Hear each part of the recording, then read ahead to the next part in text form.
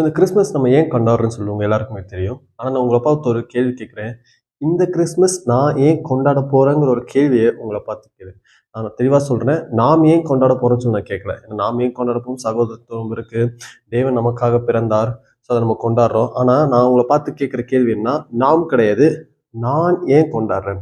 இந்த கிறிஸ்மஸ் தினத்த, இந்த கிறிஸ்மஸ் சீசன நான் ஏன் கொண்டாடுறேன்னு ஒரு வசனத்த நம்ம பார்க்கலாம்.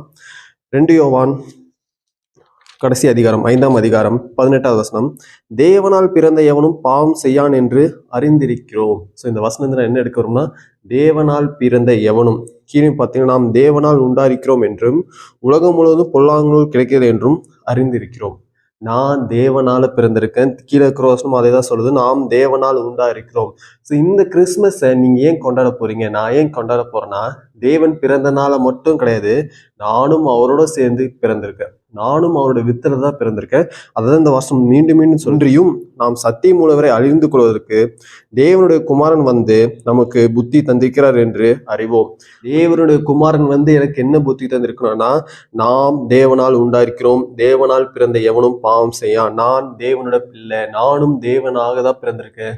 ஸோ நானும் கிறிஸ்துவ போல பிதாவுக்கு குமாரனாக தான் பிறந்திருக்கேன். ஸோ இந்த கிறிஸ்மஸ் நீங்க கொண்டாடுறதுக்கான ரீசன், தேவகுமாரன் நமக்காக வந்தாங்கிறது உண்மைதான். அது நம்ம எல்லாரும் சேர்ந்து கொண்டாடலாம்.